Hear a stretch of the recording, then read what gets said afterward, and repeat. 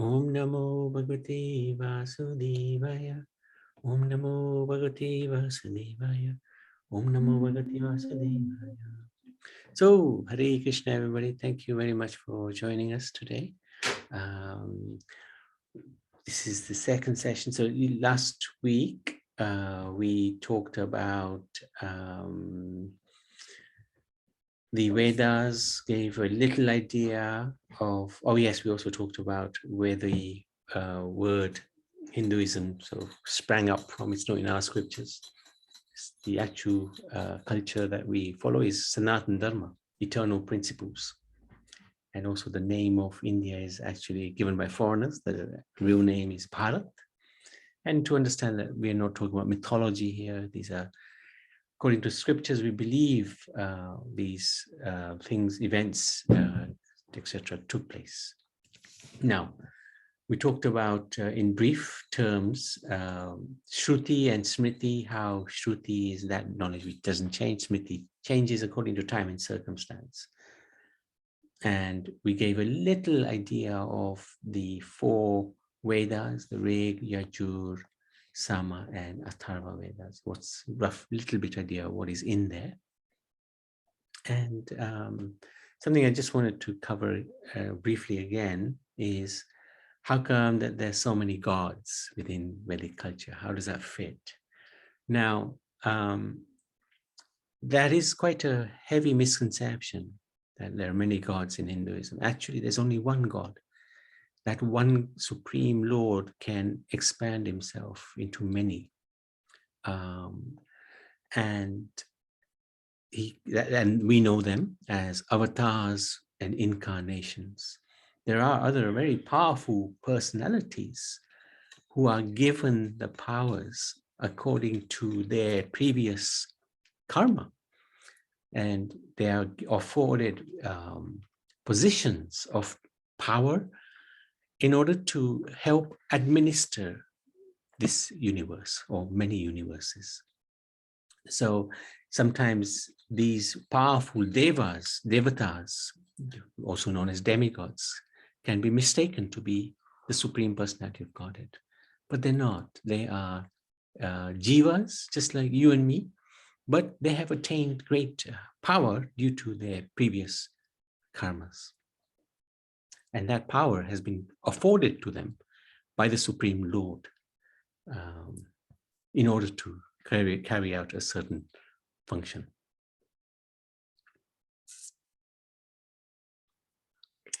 I've sent her a message, yeah, Ishwari, thank you, thank you.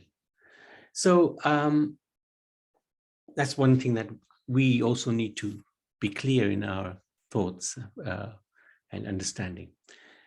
Also, the Vedas tends to focus on karma kanda. The karma kanda is basically where you worship a particular demigod in order to obtain some material benefit, in order to fulfill one's material desires. So Vedas goes a lot of detail into that. Why does it do that? Because we are living in this world full of material desires. We have desires. What the Vedas does is tries to purify those desires. It gives us a method of approaching the higher authority. It's a gradual process of acquiring what we want, what we need, and becoming purified at the same time, slowly but surely. So that eventually we attain a higher level of spiritual activity. So we are in this material world because of selfish desires. We want various things. And what the Vedas does is through this karma kanda process, we are approaching a higher living being. So we are understanding that whatever we do is dependent on others. For example, the demigods. But not just the demigods, of course, the Supreme Lord as well. The whole purpose of the karma kanda activities is to take us to a higher stage. At least we realize that we are not the only ones who can achieve, like we don't achieve our own success, we depend on others. Now, this is, we didn't cover this last time. Do those interested in spiritual knowledge do karma kanda activities? So Lord Krishna in the Bhagavad-Gita, he's actually very clear on this. Men of small intelligence, or knowledge, so yeah, thank you, who are given to worldly desires, they take delight in the flowery words of the Vedas that prescribe rituals for attaining power, riches, and rebirth in heaven. So the Vedas contains lots of flowery language in order so that we can attain the higher heavenly planets or higher powers, or material desire, fulfill our material desires. But Krishna says only men of small intelligence give way to that. And then he also explains that when a person desires to worship a particular devata, because of the temporary and limited fruits he can give, the Lord, as super soul, Paramatma, makes that person's faith in that demigod steady. At least we are consulting a higher superior force than ourselves. That's one step towards spiritual consciousness. But we have to understand that demigods, whatever they give, it's because the Lord has given it to them. So the worshippers of the demigods, they go to the planets of the demigods, and the worshippers of the Supreme Lord, it may be Krishna, Rama, Vishnu, then they will reach the spiritual planets. So Krishna explains this in very clear terms in the 7th chapter. And he also explains that for one who has begun to endeavor reaching the supreme goal of Vedic knowledge, the prescribed duties in the Vedas for worshipping the demigods are not necessary. Yeah.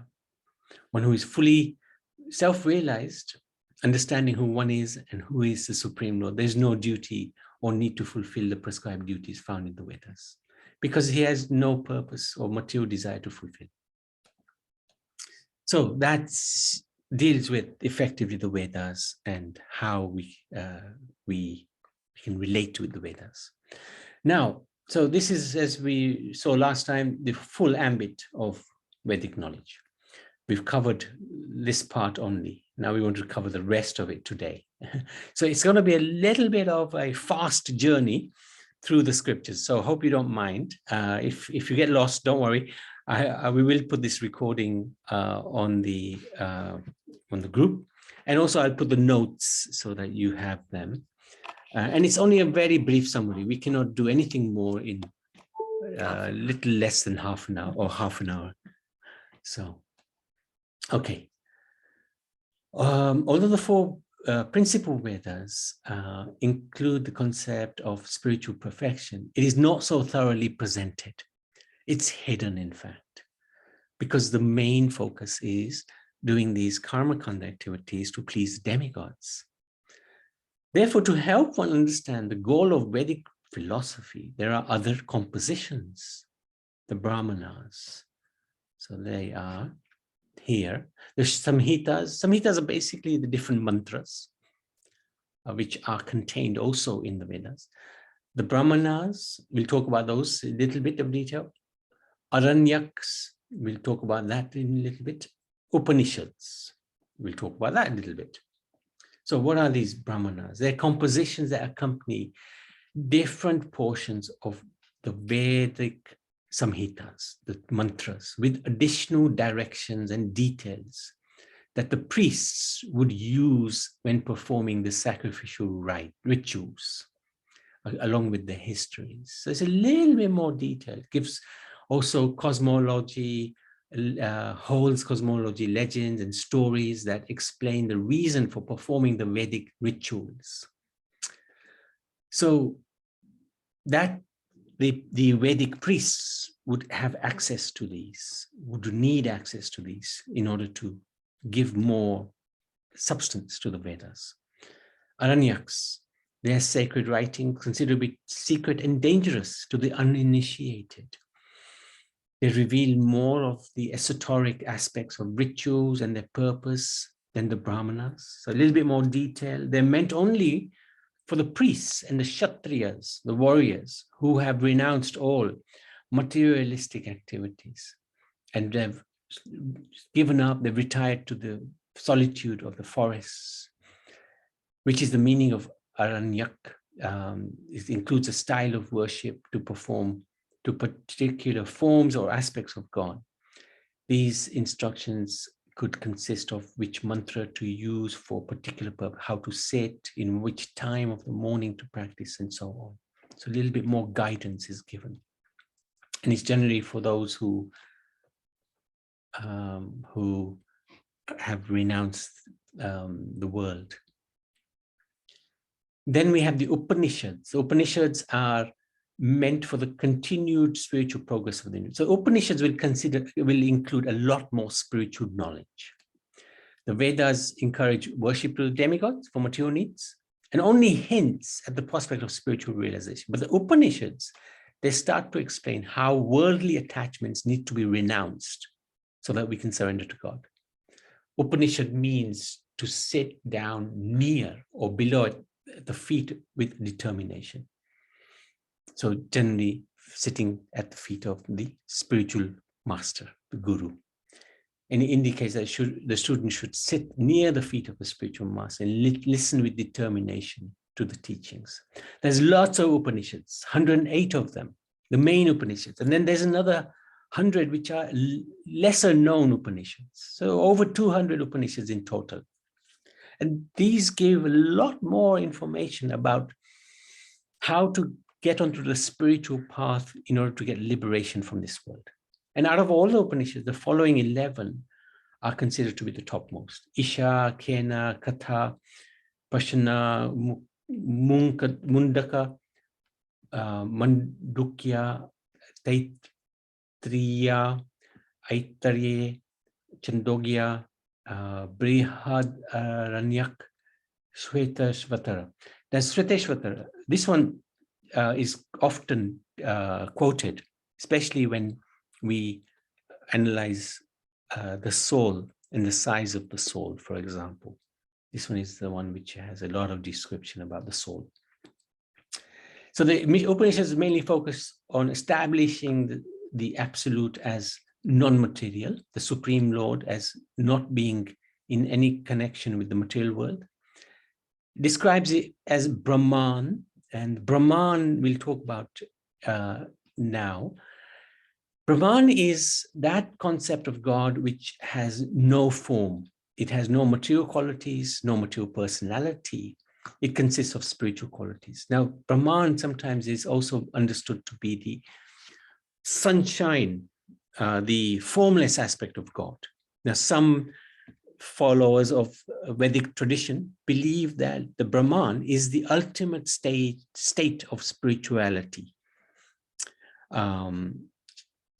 And one would want to merge with the Brahman in order to become spiritually liberated.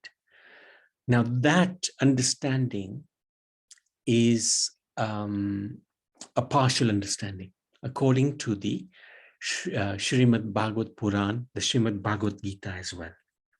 So that will come to a little bit later.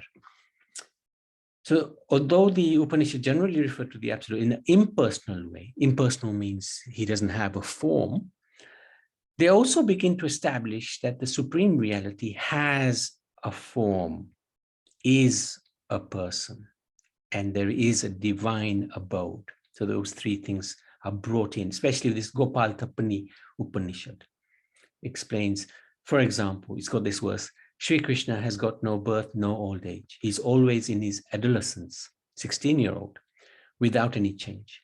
He is ever most effulgently shining, so gloriously more than the sun. He is fond of remaining with the divine cows of Golok Vrindavan. He is eternally fond of being with the Gopas, the cowherd boys, as he feels pleasure tending the cows. This is just a little glimpse of what one of the Upanishads describes about the Supreme Absolute Truth. So we've sort of covered this in very brief summary. Now, Upavedas, So if we look here, Upavedas and the Vedangas, we'll have a quick look at those. Upavedas means following the Vedas, and there are the different scriptures, Arthaved, which is economics. So Vedas is so encompassing, includes every walk of life. Economics is included, the science of defense, war and politics, Dhanurved. Gandharva, the art of music, dance and singing is also included. And Ayurveda, very important. And we know the importance of Ayurveda. So that is also one of the Upavedas. It's a spiritual science. There are smaller compositions. Each are attached to the four main samhitas, or the Rig, Yajur, Sama, and Atharva Veda. Most of them have been lost, unfortunately, except Ayurveda, luckily. There's some glimpse of Ayurveda still left. And especially when we go to Bharat, we can see the practice of Ayurveda quite extensively, which is a very natural, holistic way of keeping our health in good order. And then the Vedangas. Vedangas are here, and they have various divisions. Literally, it means the limbs of the Vedas. So Ang is the limbs, Ved, Ang, Vedanga is limbs of the Vedas. There are 6 in number, and they offer support and augment the study of the Vedas, basically, and the Vedic traditions. And the 6 are Shiksha, Chanda, Vyakarana, Nirukta, Jyotisha, and Kalpa. So in very brief terms, one of them deals with Sanskrit grammar, so that the pronunciations are accurate. Now, if you recall from me last time, we talked about how the Vedic mantras need to be chanted accurately in order to get the correct result. So these Vedangas assist in the accuracy of the pronunciation. Nirukta explains the Vedic words. Shiksha, again, correct pronunciation of, so we've got the grammar, explanation, and pronunciation. And the chandas is the meter it's spoken in. It's not that you can just chant a mantra. There's a certain rhythm to it, certain meter to it, which it has to be done in that meter. Otherwise, it will not have the impact. Very powerful. So Jyotish is a science of Vedic astrology. So that's part of the Vedangas. And Kalpa is performing the rituals intended for the proper application of Vedic texts. So including ceremonies such as yagya, marriage, sacred thread. So these are all described within the Vedangas. Right, so that's Vedic literature. And that's all the Shruti that we've talked, which doesn't change according to time, knowledge which is given. Now, when the Shruti texts go beyond this, they are primarily contain the futility of material existence. We don't see much of that in the Vedas. The temporary nature of the material creation, the bondage of jiva souls in this existence of birth and death, etc., etc.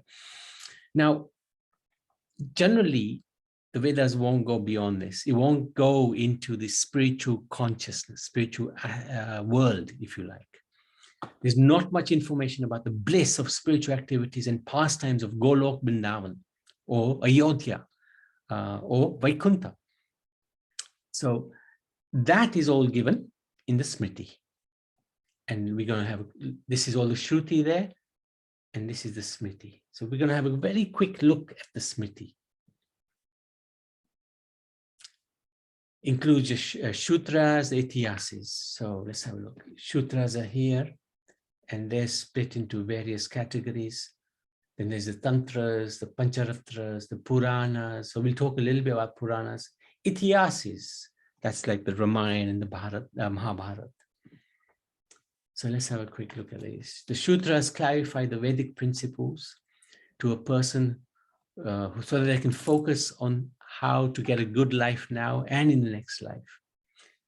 The Sutras, they provide logical codes of rules for the Vedic rituals and worship. And okay, and it's especially meant to help us who are living in families to regulate and spiritualize our lives. Again, most of these sutras are pretty much lost, unfortunately.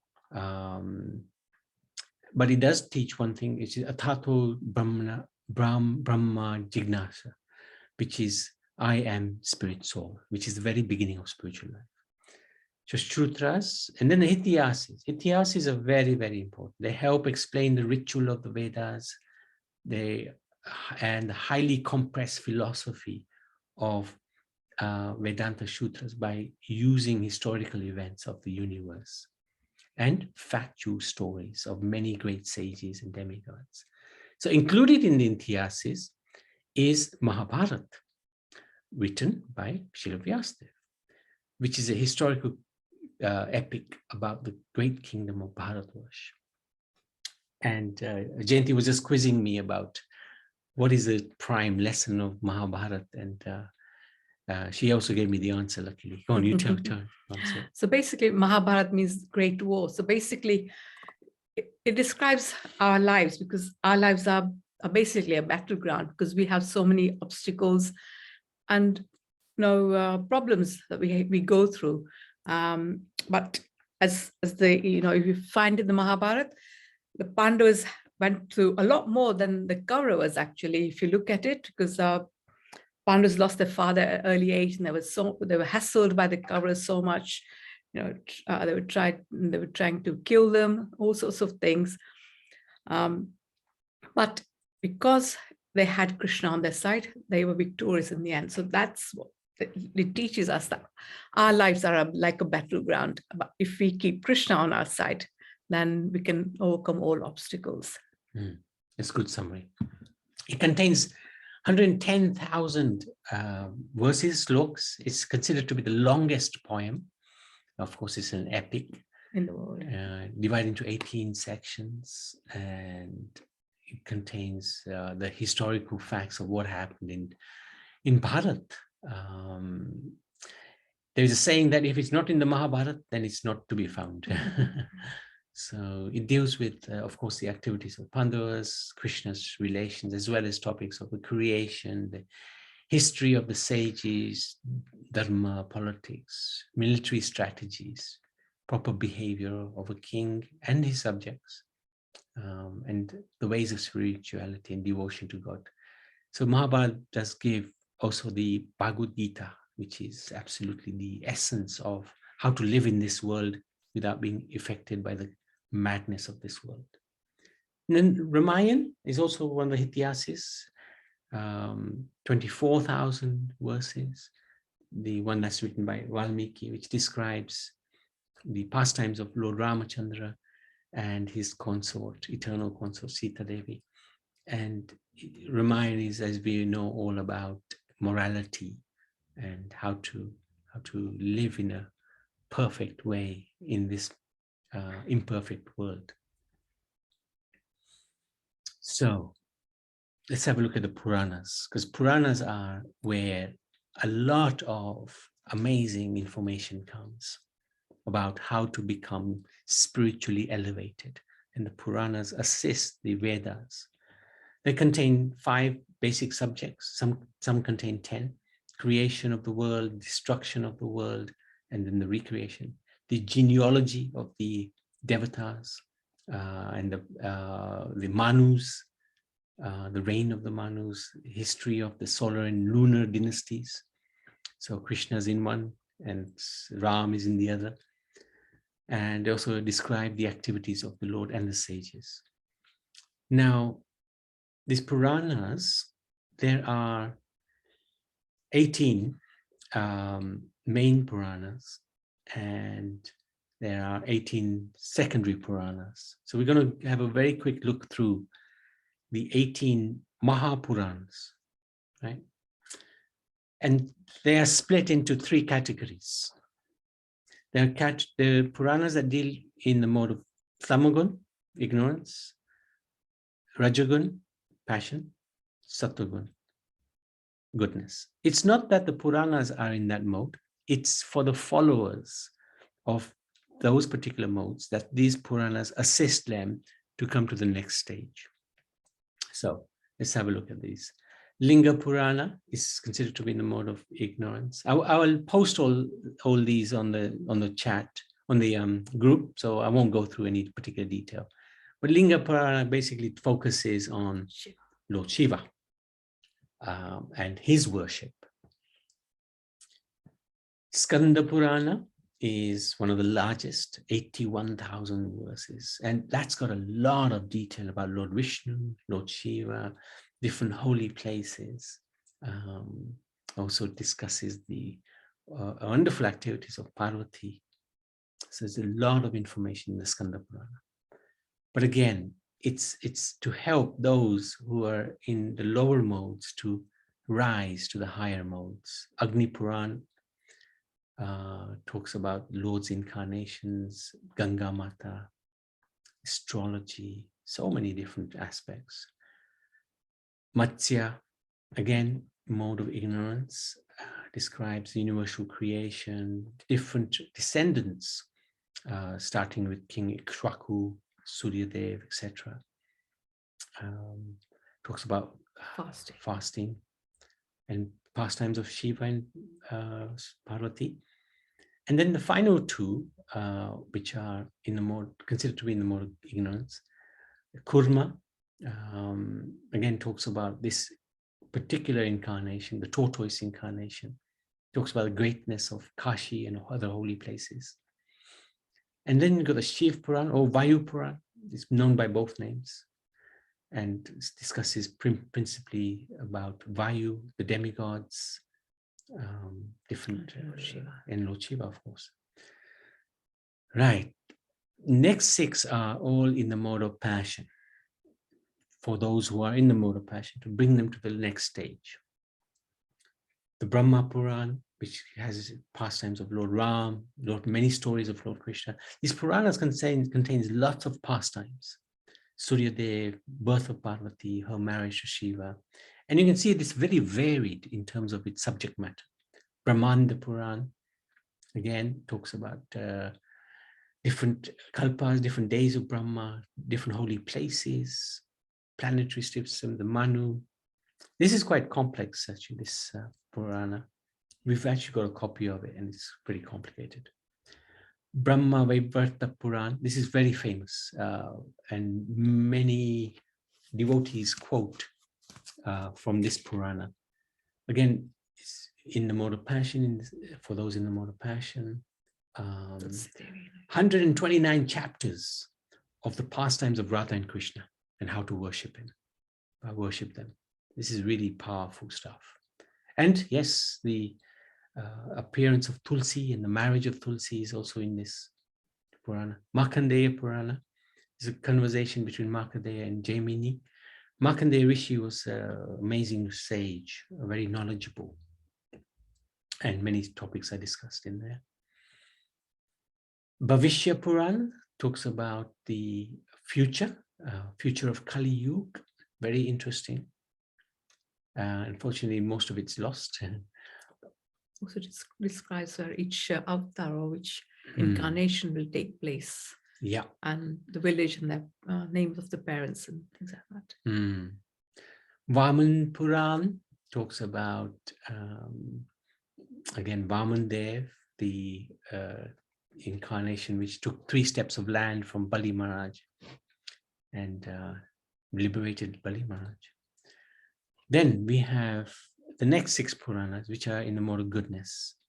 So these are the Puranas actually recommended to read. They're all good, but of them, there's going to be one which is really important Purana to get to read and study. We'll come to that right at the end. Varaha Puran discusses the pastimes of Varaha and Bhumi Devi, how he protected Bhumi Devi. Narad Puran. Narad Muni, as we know, is one of the greatest devotees of the Lord. So there's incredible pastimes which he shares. Garud Puran.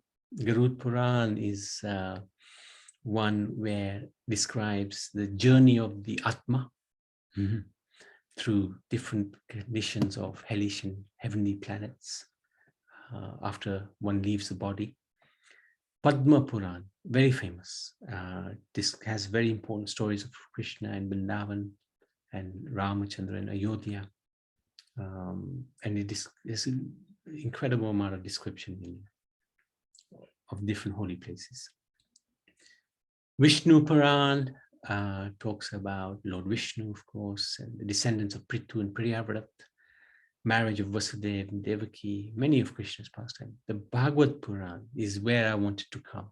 This is the final one. Now, the Bhagavad Puran is, although it says the mode of goodness, actually it's beyond the mode of goodness. It's in the spiritual context. It's in the spiritual goodness. 18,000 verses. The Bhagavad Puran is also known as Srimad Bhagavatam. So this is the one I focus on because this is the one which, if one is serious about spiritual life, this is the one that we must study very carefully, because this is the Puran that will take us out of this world and into the spiritual world. The Bhagavatam is Srila Vyasadev's own commentary on all the Vedanta philosophy. It brings to light all the different aspects of the absolute truth, but especially the personal characteristics of Krishna as the final conclusion of all Vedic understanding. It does not elaborate on the worship of other devatas, because that's done in many places throughout the Vedas, or on rituals that award various temporary material benedictions, as do some of the other Vedas and Puranas. Therefore, the Bhagavatam completely transcends all other philosophical viewpoints of the Vedic literature. So this is the thing I wanted to really get across, that of all of the Vedic scriptures, there's two scriptures which we should study carefully. Not just read, but study and understand. One is the Bhagavad-Gita, because that gives us a roadmap how to live in this world. And the second is this Bhagavad Puran. That gives us how to die in this world and go back to the spiritual world. So this is a very, very key message of this session, that we have this Bhagavad Puran. It's not lost. It's been translated by His Divine Grace A.C. Bhaktivedanta Swami Srila Prabhupada very kindly. It's available free of charge on the internet. And if anybody wants the code or the link, we can post that on the group. But at some point, it takes, we've read it a few times. We're studying it now in some detail. We're doing every single day during our 3:30 session, we do a chapter of the Srimad Bhagavatam. We're on the 10th canto, chapter 58. So we've been through something like maybe 250 chapters. And it is the most extraordinary scripture, because it gives incredible detail about the spiritual world, detail about Krishna's pastimes, detail about who he is the absolute truth, and so many other pastimes. And yeah, we do this on Friday evenings as well. We started, so we've just finished the first canto. Yeah. Okay. It's half past. Half past. Now, our plan was just to half an hour to bombard you with knowledge, information rather, because I know this is quite A lot to take in. Yeah, a lot to take in. So we can have questions, answers now, and we hopefully have a quiz, for a 10-minute quiz later. But we'll do a quiz anyway. Yeah. Okay. So first question is from Mahatma Lati. It's saying, can you just tell the names of the second and the fourth Maha Purans, because they missed it? Sure. Of course. Oops, sorry.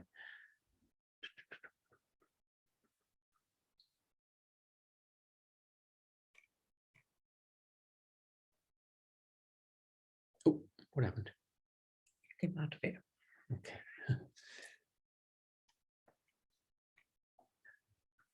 Oh, it's crashed. Yeah. Just 1 second. We'll come to that in a second. Okay, so we have a question from Riha Kotni.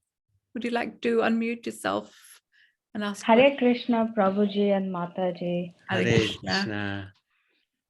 Krishna. What is the oldest Vedic scripture? All this will be the 4 Vedas, the Rig, Yajur, Sama, and Atharva. All of them are the oldest. Before they were all spoken, but then Srila Vyas, because he knew in Kali Yuga, our memories are very bad, so he got them written down. They're the oldest. Yeah. Initially, they were all combined, and then they were split up and then given to 4 different rishis. Good. Okay. What does Purana mean? Historical. Yeah. Purana is old.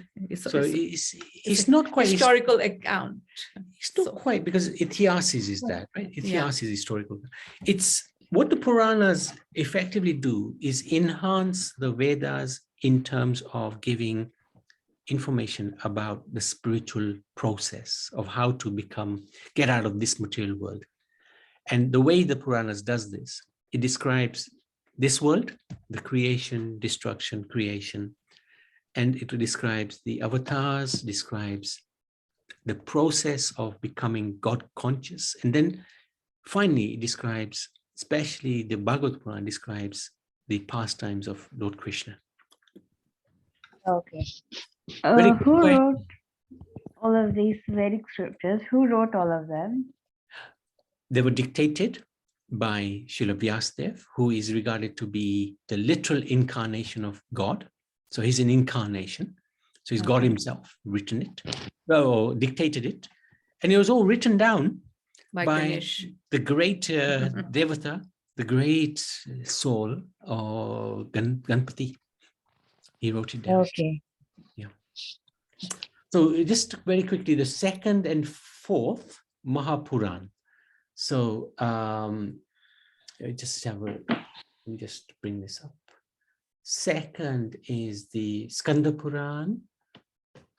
So we got the Linga Puran, Skandapuran, Agni Puran, Matsya Puran.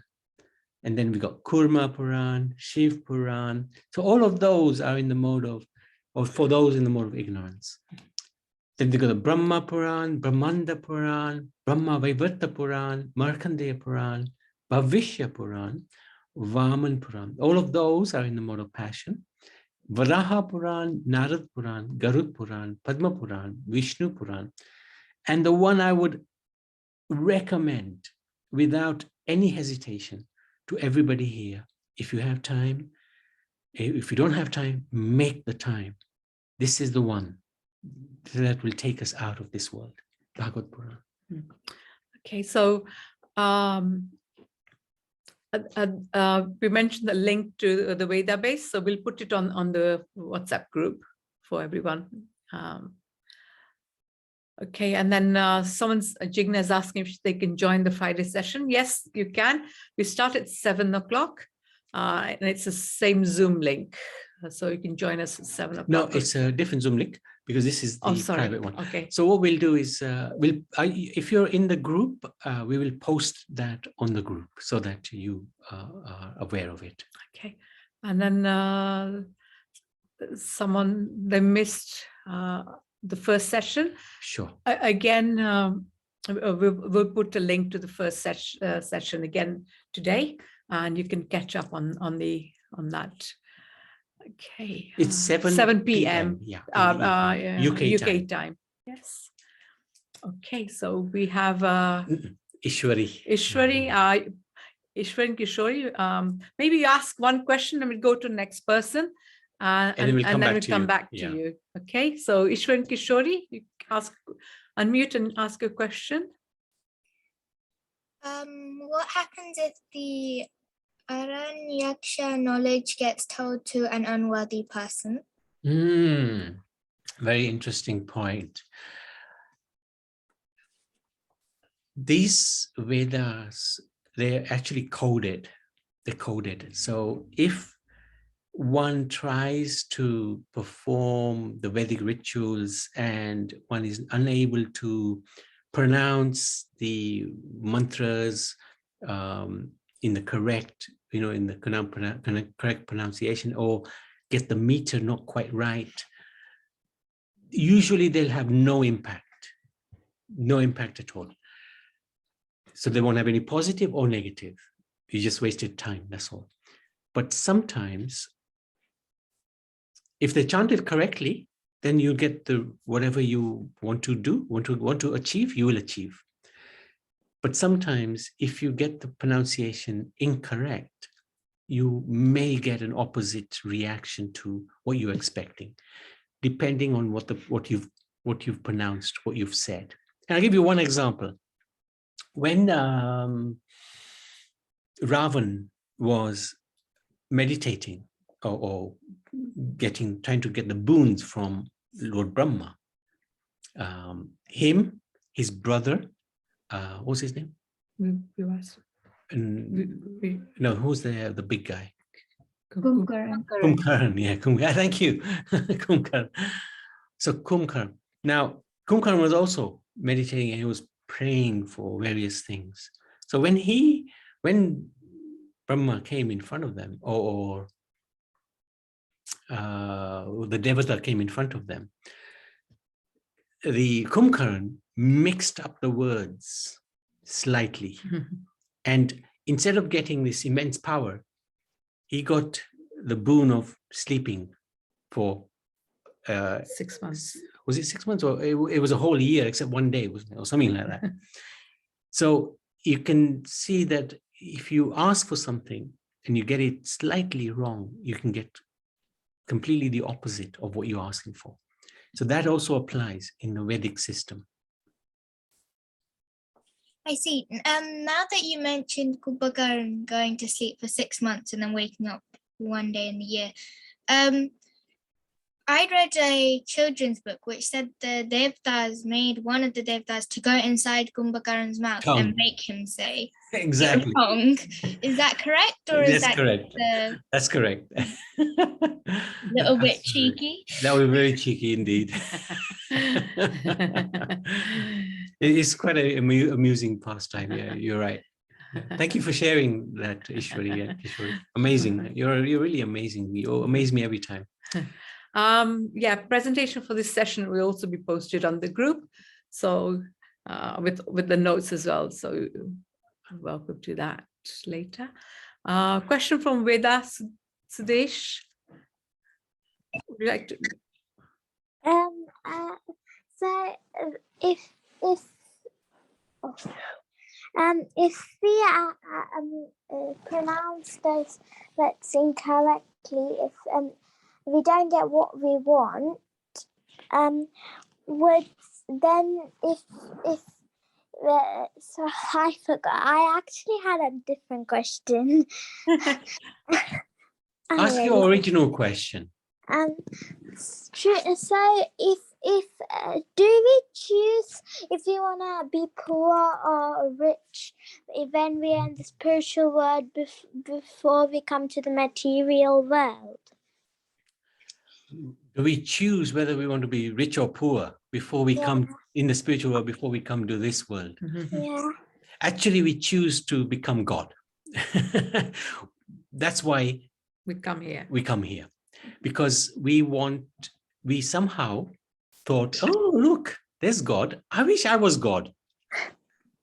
And unfortunately, God, sometimes he fulfills our desires. So he created this world so that we can try to lord it over, we say, we try to become God. I am the controller. Then how does the poor people need to be poor, but the other people need to be comfortable and they have a house and everything? Very good question. How old are you? 8, 9. 9. Huh? Very good, very good. So basically, once we are in this material world, there's a different system for us to live in this world. And that system includes the law of karma and reincarnation. And our desires. Yeah. And our desires. But the desires are always there, right? But karma, it has an impact. So if we do good things, we get good things back. If we do crazy things, we get punished. So actually, to be poor is not a bad thing. It's actually a blessing. So some people think, oh, people are so poor, they are in a disadvantaged situation. Only if we think we're in a disadvantaged situation, then fair enough. But if somebody is poor, it means they are able to approach the Lord in a very humble way. If somebody is very rich, they might think, hey, I don't need God. I don't need anyone. I've got so much, and I created all my wealth. I'm so powerful. I have some great friends. I have some great family. I have a great car. I have a great house. I don't need any. That leads to arrogance, pride, and you're not going to think about God much. So it's not a disadvantage to be poor, okay? It's not a disadvantage. It can be, if we are thinking it's a disadvantage, it becomes one. Okay, let's, Varsha. Hare Krishna, Prabhuji. People say that this Vedas, all the scriptures, where it's spoken down, and then the 4 different rishis wrote them. So, yeah. Can I know who the 4 different rishis were? Yes, we do. I can't tell you right off the top of my head, but we've got one presentation where we analyze the different rishis who were allocated by Ved Vyas. That's correct. Do you remember any? No, but what we'll do is we'll try to find that and then let you know in the next session. Yeah, we can do that next session. And can I quickly ask one more question? Mm-hmm. This is regarding Valmiki Ramayana and Tulsi Ramayana. Are these 2 different, or are they same, but just like one generation and generation 2 Ramayans? Good question. The Valmiki Ramayana is regarded to be the authentic historical account of Lord Ramachandra, but Tulsidasa's Ramayana is also regarded as a genuine account of his life. My Guru Maharaj loved Tulsi Ramayana, but also they're both regarded as authorized. They're both regarded as authorized. Sorry to disturb, interrupt, but are they both written in Sanskrit? No, the Valmiki one is, but Tulsi one is in a different language. One is the one, Avadi. Avadi, that's it. The language they spoke in Ayodhya. Yeah, that's right.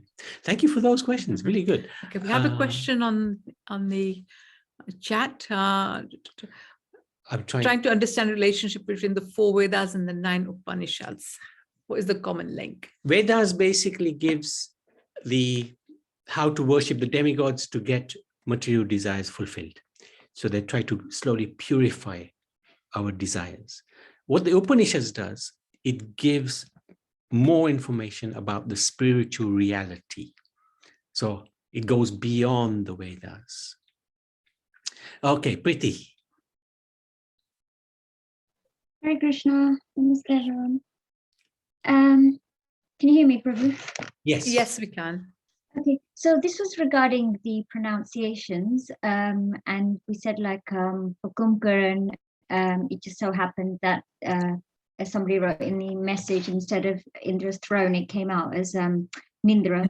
Anyways, so that's it's all in the pronunciation. So when it comes to when chanting the holy names, and you think that even that has like a lot of power in it, and okay, for example, I've heard where people said there's a way to pronounce Krishna, there's Krishna and there's Krishna, and like I've heard before that it's the effort that counts, but like if we take Kumkaran's example, there was a lot of effort in there. Obviously the Indras were, I get it, playing whatever, they were trying to rescue themselves, but like Yeah, so does it really work then, the holy names? I mean, it's Right. chanting it because If you get it wrong. there was people were giving examples, and I guess it could just be them, it's their opinion to certain things. Like if you end up saying Krishna instead of like Krishna, or like the actual way of saying it, then you're asking for something else, and the vibe becomes something else. And so yeah, that is a good question. It's a good point. Because I asked that question as well for my spiritual master. But basically, when you're approaching the Supreme Lord, because he's in the heart, he's the super soul within the heart, he knows you're approaching him. You might get the pronunciation wrong. Like the Chinese, for example, they can't pronounce a particular syllable in Krishna, and they get it completely wrong. But because the Lord is in the heart and he knows who you're praying to, that is still accepted. The Vedic mantras, however, they're designed in a certain way. If you get it wrong, you get it wrong. If you get it right, it's fine. Now, the thing is, why is that differentiation there? Because the Lord, he sees, when you're approaching him, he always sees the intention of the approach. He doesn't see the vocabulary that we use. He sees the love and the heart that we're putting into it. But the Vedas are designed in a way, it's like a code, a system of codes. And if you get it right, it's fine. If you get it wrong, it's not fine. The Vedas basically are a series of texts which are very flowery in their words to entice people to actually fulfill their material desires, but through an authorized, prescribed way. That's why they're written in that way. They're not written necessarily to give love of Godhead. They're written to fulfill material desires, because that's why we've come in this world. We're full of material desires. So the Vedas tries to purify those desires in a gradual process. Whereas the Purana, especially the Bhagavad-Gita, takes us straight to the spiritual platform. So when you're on the spiritual platform, you're dealing with the Supreme Lord. And the Supreme Lord is in the heart. So even if you get the mantra completely wrong, as long as your heart is saying, I want to approach you, my Lord. I may get it wrong. I might not be pronouncing this right, but I want you. He knows who you want. He's in the heart. So he accepts that offering. He accepts you chanting it, even incorrectly. So you won't get a different result to what you want, basically. If you're approaching Krishna and you're pronouncing it Krishna, whatever, however wrong you might be doing it, doesn't matter, because he knows what is in your heart. Thanks, Brother. Thank you. Fantastic question. Really amazing question. Okay, Pari. How are you, Pari? So I know Ishwari and Kishore, you still got questions? No, we'll do that. We'll come to that. But just want to see if Pari is with us. Yes, she is. Yes. We can't hear you though. Are you able to hear me now? I can hear you now. Yeah. So have you done a quiz? Yes, I have. You're so amazing every time you produce the goods. Listen, how have you done it? Is it through quiz? Yes. So do you want to put the link up? Yep, I'll do it now. And we'll go to now. What everybody can do, if you want to, is join the link which Pari is going to put up now, and you can join the quiz. And we'll also have it shown on the screen here. So you don't have to join. But if you join the quiz, then you will be part of the, you answering the questions, you'll be graded. So please do join it. It is much more fun. And we won't take your grades into account, don't worry. Yeah, it's just good fun. And I think the adults, we have to have some fun. It's always the kids who have the fun, but we should also have some fun. Okay, Ishwari and Kishwari.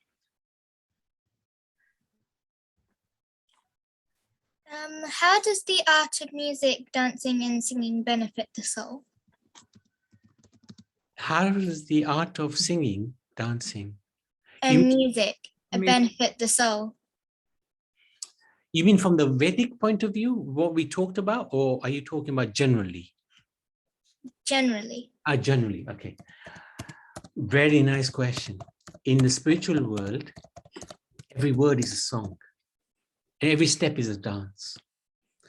Very difficult for us to envisage that because we are so crude in our language and the way we deal with each other. But in like Bhagavad-Gita, Gita means song. Song of God. Song of God. It was sung by Krishna. It wasn't spoken. Isn't it? Yeah. And even the Srimad Bhagavatam, if you look at it, you sing it. You don't just speak it. So again, that's how they used to talk. Like if you look at the Gopi Geet in the 10th canto, the gopis are singing it. Pari, do you want to put the link as well? Oh yeah. Okay. She's done it. Yeah. Thank you. So I want to also everyone can join. I'm also the going website to called quiz. www.qz. I'm going to put it on the group so that if anybody wants to do it that way, they can. And .com, I take it. And code is 217. Yeah. 157. 57. Okay, so everyone can log on to that link now. Can I ask a few more questions? Yes, go ahead. Go ahead while everyone's joining. What does Vrindavan mean? Oh, no. Vrinda is another name for Tulsi Devi, and one is forest. It's a forest of Tulsi Devi. Any more? Why is Smriti bigger than Shruti? Why is Smriti bigger than Shruti? bigger As in terms of number of scriptures? Yeah. Because Smriti is generally which is applicable to us, like time and circumstance. Shruti is sort of those rules don't normally change. They are eternal principles. But Smriti gives more focus on time and circumstance. What is our situation? So the Bhagavad Quran, for example, we've been given this incredible gift very kindly by the Supreme Lord. And although they contain eternal principles of spirituality, yet at the same time, they're given to us specifically in this age of Kali Yuga, time and circumstance. So Smriti is going to always be more because it will address the circumstances that govern this universe at that particular time. So it's very specific. That's the advantage. So, any more questions? Any more from you? Bad for someone in the higher modes to read something in the lower modes? Sorry? Is it bad for someone No, like in the higher modes? not at all. Because the Puranas won't bring you down, it'll take you up. So even if you read the Shiv Puran, for example, it's not in the mode of ignorance. That Purana is not. The person who it's helping is. So even if one is reading the Shiv Puran and you're in the mode of goodness, say, it will still help you. Because the Puranas won't bring you down, they'll take you up. How does it bring you to a higher mode by reading the Maha Puranas? Basically, they put you in a different consciousness. So if somebody is in the mode of ignorance, which would mean they would do some tantric sacrifices, the Puranas will guide. Yes, you're doing the tantric ceremony, it's fine, but you could do something better than the tantric ceremonies. So in that way, it elevates the consciousness. Thank you. That's the end of our questions. Thank you. Well done. Okay, so we have 20 people who've joined onto the quiz. Any more people? Are we waiting for anybody? Anyone else who wants to join? Yeah. Yes. I'm not sure how to join on this because it's my first time joining on quiz, and I only join on Kahoot quizzes. So I'm not sure. So why don't if you you? open up a web, internet link. Yeah, I have opened it, but it shows join or login.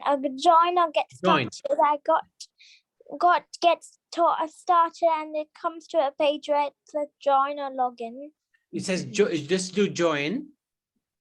I think at the very top there's this thing which says enter code. Yeah. Are you I don't Veda, get are that. you using a code? so if you go onto the webpage quizzy.com, Start again. start again, go onto the page quizzy.com, and at the very top on the right hand side there's something called enter code. Okay, I'll just try again. And Veda, are you using a laptop or a PC right now for Zoom? No, I'm just using a phone. Okay. Barry, are the I'm questions using going to turn laptop. up on the? Yeah, I got into that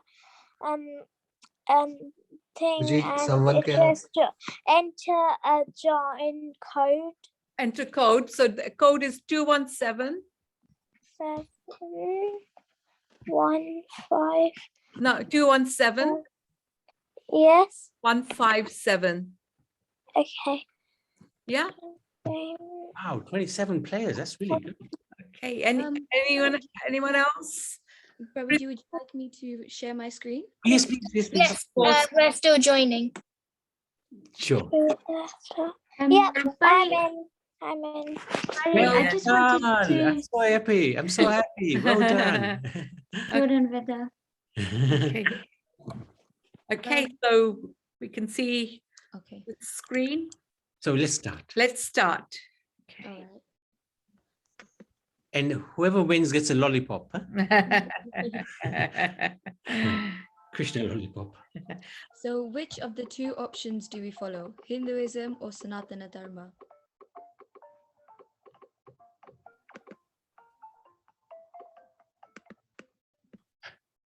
Actually, we better answer everything wrong. Yes. Yeah. I think majority have got it right. And the two who got it wrong, you're in detention. Okay.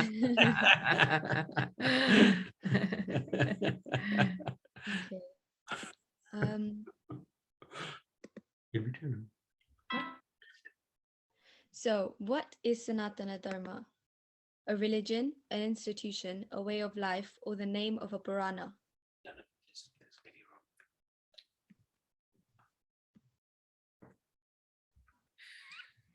Excellent. Excellent. Yes, Wow. again, a lot of people are getting it right.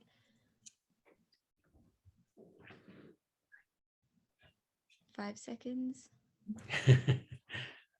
3, 2, 1. Very good, Pari, what you've done. Thank you, Prabhuji. Oh, I got it wrong. Whoops.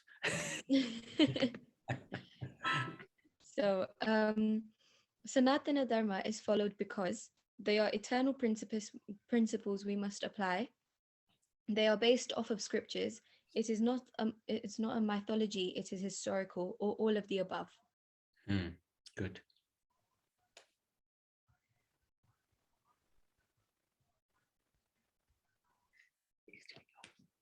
Okay, this is good. Again, a lot of people are getting it right. I think I have to make my questions harder. No, it's good actually. With the kids, you can make it harder, but with the adults, you got to be careful with us. What is Shuddhi? That which is heard, that which is chanted, that which is remembered, or the process of serving.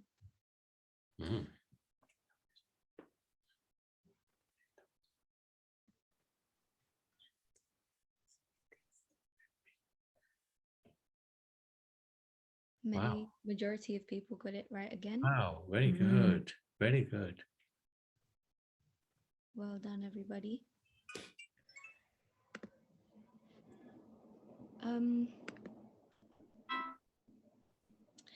What is Smriti?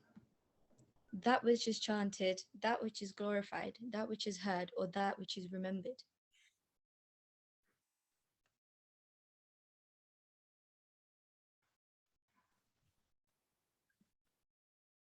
think, yeah, majority got it right again.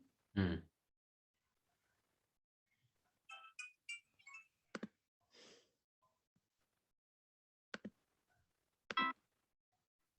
So, approximately how many texts are there of Shruti and Smriti combined together? 50,000 to 100,000, 2 to 3 billion, 2 to 3 million, or 5,000 to 10,000? Mhm.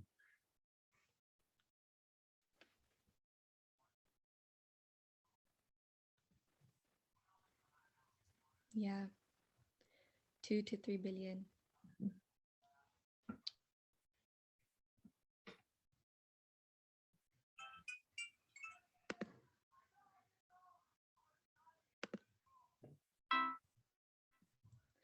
What are some features of Shuddhi?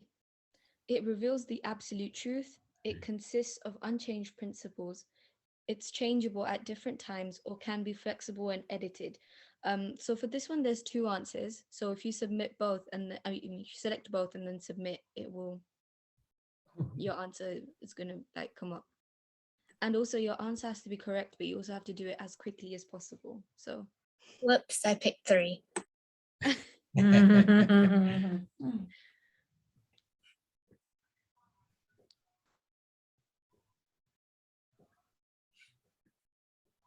5 seconds.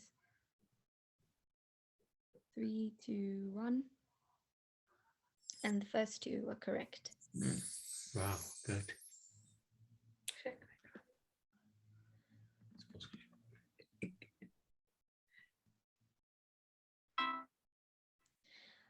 What are the features of Smriti? It is mainly composed by sages. This also has two answers. It remains codified or fixed.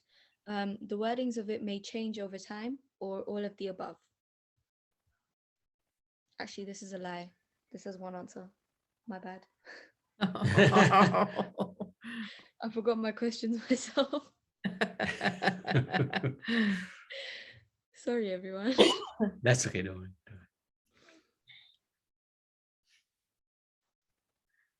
It might be true though, because it's mainly is composed by sages. It's okay.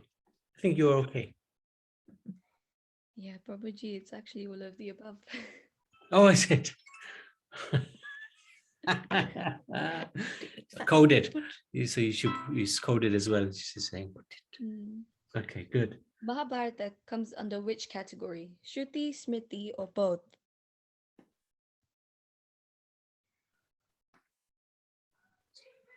Oh, there's a bit of a battle between Smriti and both.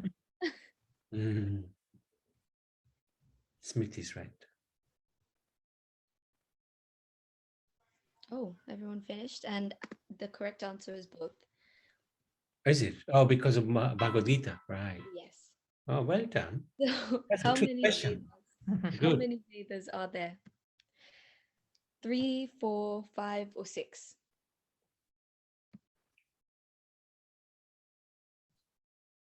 This is the second last question. 10 seconds left. Very good. Finished before time. Yeah, good.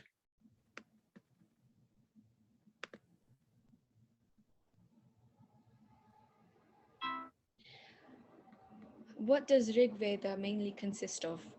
Hymns of praises to the Devtas, different levels of knowledge and wisdom, magical spells or incantations found in the tantras, or verses that are sung in ceremonies.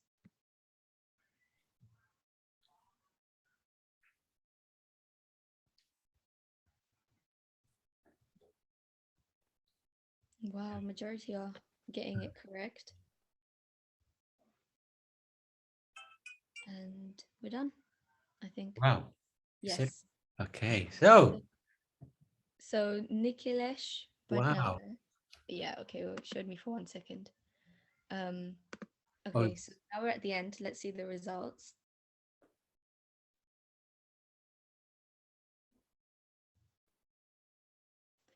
So third we had okay, well, it doesn't say anything after that. Who's that? Nikhil and then Nikhilesh Patnagar. Yeah, that's good. So well done, everyone. Sorry, let me just come back to that 1 second. Let me just take a screenshot. Excellent. Very good. So Niklesh Patnagar, well done. Mikhail, well done. Mai, whoever that is, MY. Varsha, well done. Harish, well done. Thank you so much. Fantastic. So if you're not on the WhatsApp group, just send us a quick chat message with your number and we'll put you on the WhatsApp group. And we'll share the recording and the notes on the group. How did everyone like the quiz? Oh, yeah, well done. Oh, Hari? yeah, give some feedback. Prabhuji, Hare Krishna. Hare Krishna. Harish. Yeah, I like the quiz. And the question regarding Mahabharata, right? I'm not sure because it is actually Bhagavad-Gita, which is in both, right? Mahabharata is an Itihas, right?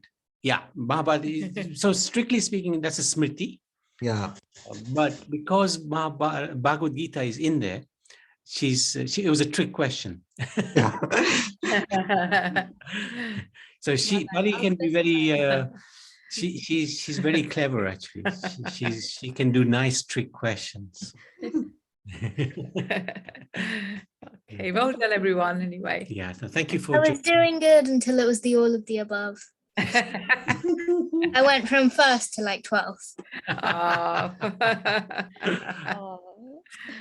Wow. Never mind. Thank you for joining, and we shall look forward to seeing everybody next Sunday. Bridget, did you have anything Oh, to add? yes. You got your hand up. You had your hand up before we did the quiz. No, must have been something else. That's all right. Okay. Thank you so much. Thank you, everybody. Thank you, everyone. Thank Hare you. Krishna. Hare Krishna. Oh, he's he's superstar. Let me just spotlight you. So, where are you based, Niklesh?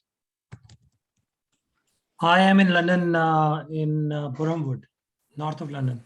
Okay. Oh, yeah. Thank you for joining, and you got a lot of the questions right, huh? Oh, thank you so much. The quiz was excellent. So it was excellent because I won, you know. Thank you, Prabhuji. Yeah, well done. It was good. It was excellent. It was really good effort. Thank you. Thank you. Yeah, Pari is amazing. Amazing. Thank you, Pari. Yes, yes. No problem, Prabhuji. Thank you. And you okay, yeah, Pari? Yes, I'm great. How are you? Okay, thank you. Thank you. We're fine. Thank you so much. Yeah? And oh yeah, let's stop the recording.